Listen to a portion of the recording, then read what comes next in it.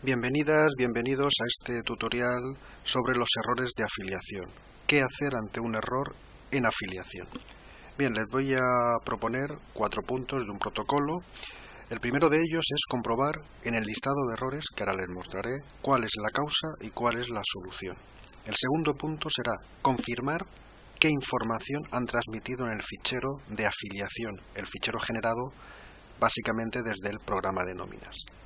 El tercer punto será verificar qué información hay en la base de datos de tesorería sobre esa persona, porque muchos de los errores proceden por no conocer qué información hay sobre esa persona en la base de datos de tesorería, lo que se denomina el fichero general de afiliación.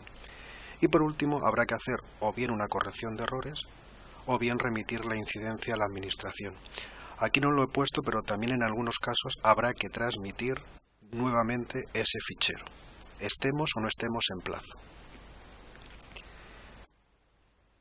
Bien, el primero de los puntos que he comentado es comprobar en el listado de errores el motivo y la solución a ese error. Bien, en esta dirección que aquí les informo, se pueden descargar un fichero que ha creado un compañero en esta dirección provincial de Barcelona, Rafael Núñez, en el cual aparecen el listado con una serie de errores, cuál es la causa que ha motivado ese error y cuál es la solución. En la mayoría de los casos, con ese dato que aparece ahí en la solución ya podrán saber qué es lo que tienen que hacer. Bien, en algunos casos, para solventar una incidencia, hemos de comprobar y saber por qué se ha generado esa incidencia. En este caso, vamos a ver dónde ver la información que han transmitido en el fichero de afiliación. Bien, ¿se puede ver ese fichero antes de enviarlo? ¿Cómo?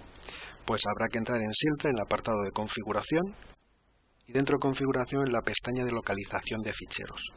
Y aquí en esta ruta que les aparezca, ahí es donde tienen ustedes generado el fichero. Insisto, antes de transmitir ese fichero a tesorería. Bien, ¿cómo verlo después de haberlo enviado? Pues lo mismo, nos vamos a configuración, a la pestaña de localización de ficheros, y en esta ruta en copias de ficheros de afiliación, en la que aparezca aquí en su Siltra, ahí tendrán esos ficheros que han transmitido a tesorería. Pero previamente deberán configurar Siltra para que se creen esas copias de seguridad. Para eso nos vamos a configuración de Siltra nuevamente y a la pestaña de aplicación. En este apartado de proceso de remesas de afiliación tienen que tener marcado aquí copias de seguridad de afiliación. Si no lo tuvieran, márquelo para que se les guarde esas copias de seguridad y tener una copia de los ficheros que transmiten a tesorería. Bien, el tercer punto del protocolo es verificar la información que hay en el fichero general de afiliación.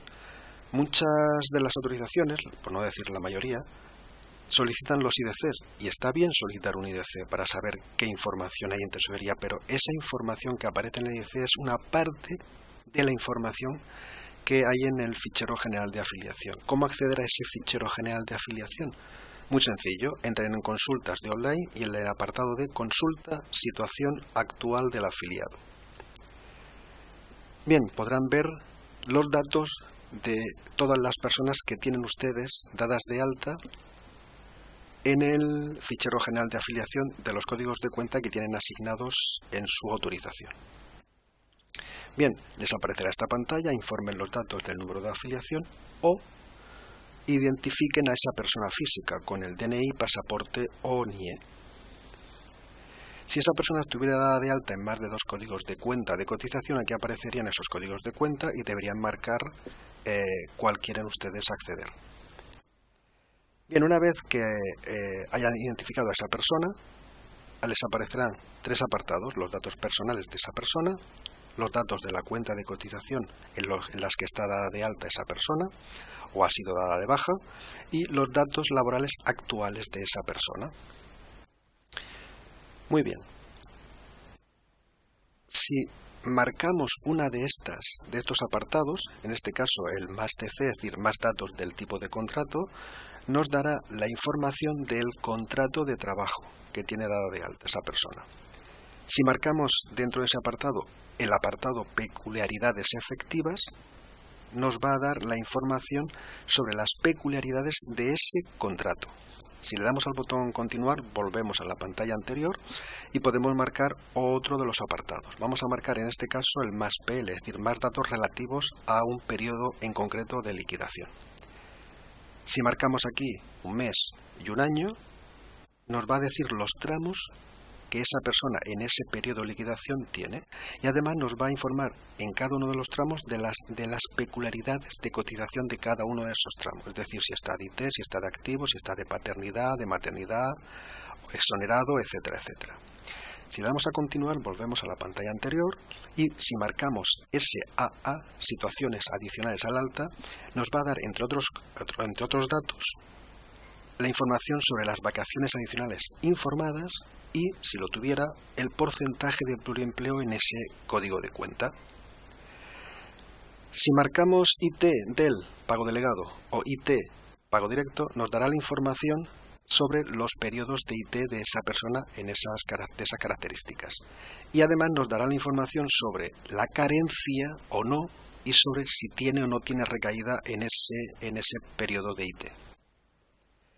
Bien, el último punto es realizar la corrección de errores o remitir la incidencia a la administración para solventar el error que hemos recibido. Bien, la corrección de errores se puede realizar tanto por online como por remesas. Vamos a ver primero los datos, los movimientos que se pueden corregir. Son estos que aquí se relaciona en esta pantalla.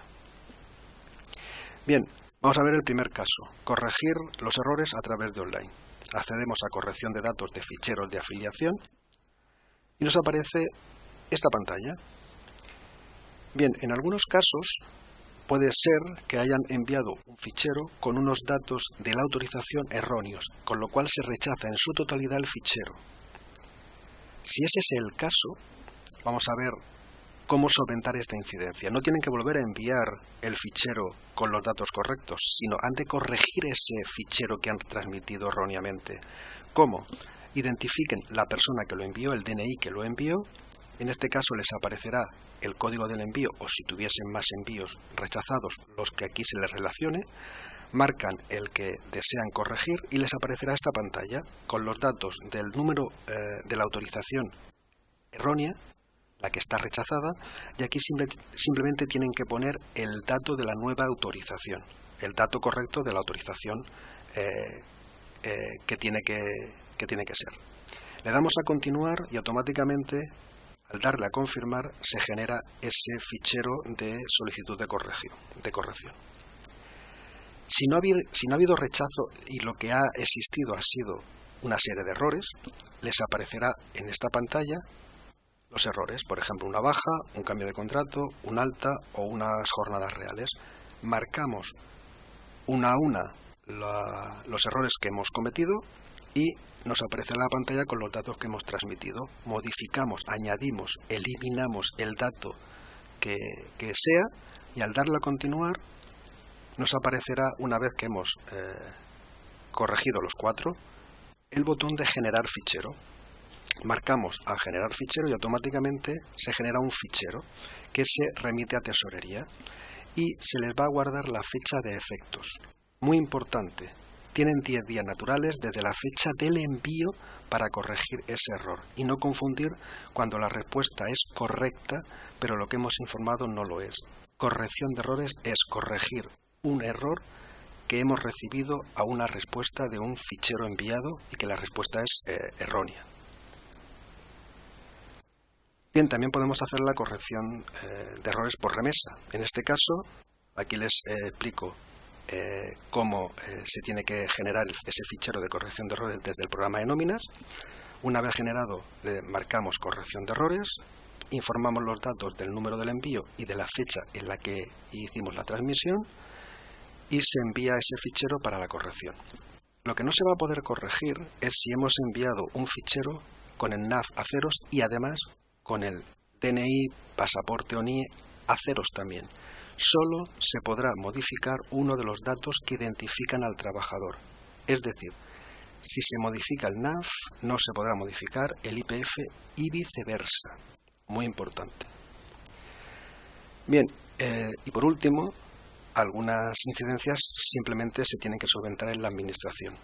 En la provincia de Barcelona se ha generado unos protocolos de actuación con un formulario. Muy importante, aquí les pongo importantísimo, no adjunten ningún otro documento que no se les relacione en el formulario. Y también muy importante, solo tienen que marcar en el formulario la acción que se solicita.